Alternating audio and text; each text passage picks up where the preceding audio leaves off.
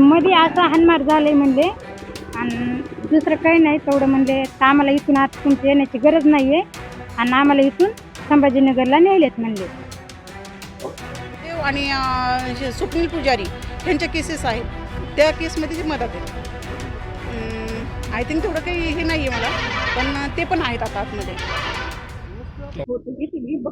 काय नेमकं तुमचं संभाषण झालं होतं? काय नाही, सकाळच्या वेळेस कॉल आल्याच्या नंतर म्हणे असं असं भांडणे झालेले आहेत आणि मध्ये आम्हाला हाणमार केलेली आहे आणि आम्हाला इथून त्यांनीच आम्हाला येऊन मारलेलं आहे तिथं आणि आम्हालाच पाठवायले तिथं संभाजी. आणि ह्याच्या अगोदर बी आमच्या घरी येऊन हाणमार झालेले आहेत आम्हाला आणि ते पहिलेच म्हणलेले होते की कोणत्या तरी तुला गुन्ह्यात अडकून टाकू म्हणजे तुझा खेळ खलास होतो इथं.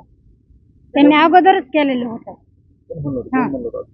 ते आमच्याच गावातले माणसं अण्णाईने पाठवले म्हणले मारण्यासाठी तुला. खूप अशा भांडणं म्हणजे आम्ही दोघं जण नवरा बायको घरी असताना माझे छोटे छोटे लेकरं असताना 50-60 जण घरी आलेले होते सर. आणि त्यांनी असं मारलं, माझे एकटे मिस्टर होते आणि मी होते तर त्यावेळेस माझ्या हाताला पण लागलेलं आहे त्यांच्या भांडण. काय नाव तुमचं? तर माझं जयश्री नेहरकर, पतीचं काय? राजेश नेहरकर, कुठे आहे? जेलमध्ये संभाजीनगर. आश्वासन दिलं त्यांनी. पोलीस SP साहेबांना मी जेव्हा आता भेटले तेव्हा त्यांना एक तक्रार द्यायची होती मला की जेव्हा जेलमध्ये सगळं काही हे प्रकार घडलेला आहे, मी एक अर्ज तयार केला होता आणि शिवाजीनगर पोलीस स्टेशनला मी घेऊन गेलते. त्या टायमिंगला तिथल्या मॅडमनी तो मॅटर पूर्ण वाचल्याच्या नंतर आम्हाला सकाळी या म्हणून सांगितलं होतं. त्याच्यानंतर मी SP सरांशी बोलून परत आता वेळ घेऊन मी त्यांच्याशी भेट घेतलेली आहे. पण त्यांना मी बोलले, सगळं काही मॅटर वगैरे सांगितल्याच्या नंतर त्यांनी मला एकच गोष्ट सांगितली की हा मॅटर आता आमच्या ह्याच्यामध्ये राहिलेला नाही आहे. जेल प्रशासन जे आहे तुम्ही त्यांच्याशी भेट घेऊन त्यांच्याशी बोलणं करून घ्या.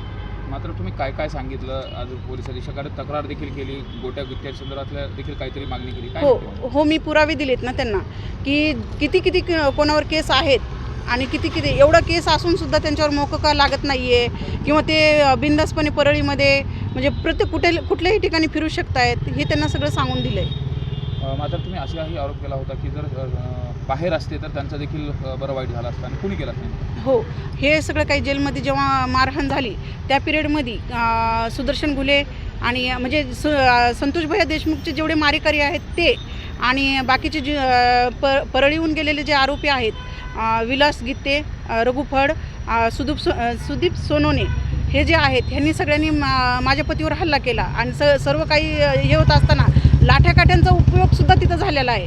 आणि त्या कुणाच्या होत्या? मग तिथल्या जेलरच्या किंवा तिथल्या पोलिसांच्याच असतील ना. हे मधात तर काही हत्यार घेऊन गेलेले नाही आहेत हे.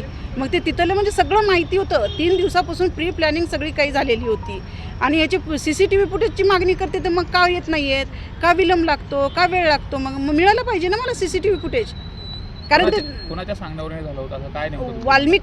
वाल्मिक कराडच्या सांगण्यावरून सगळं काही होतंय आणि तिथं जे काही झालं त्याच्यावर झालं. कारण सोयी सुविधा ही वाल्मिक कराडला देताच येत नाही आहेत का? तर तिथं महादेव गीते आहे, पुन्हा बाकीचे जे आहेत विरोधी आहेत ना, असे भरपूर तिथं आहेत की त्यांच्यावर खोटे गुन्हे दाखल करून वाल्मिक कराडने आतमध्ये घातलेले आहेत. मग जेवढे आहेत त्यांनी ते एक करून तिथून बाहेर काढायलेत त्यांना का? तर आता ही सुविधा भेटत नाही आहेत ना आतमध्ये. ह्याचा नंगानाच करतात नाही ना तिथं. ह्या गोष्टीमुळे सगळं काही घडून येतं आहे. पण दुसऱ्याचे माणसं काही असे रस्त्यावर नाहीत. तुम्ही कुठेही दहशत दाखवून तुम्ही त्यांना मारहाण करू शकता. प्रशासन याला जबाबदार राहणार आहे, कारण प्रशासनाच्या हद्दीत झाल्याच्या नंतर हे प्रशासनच जबाबदार आहे.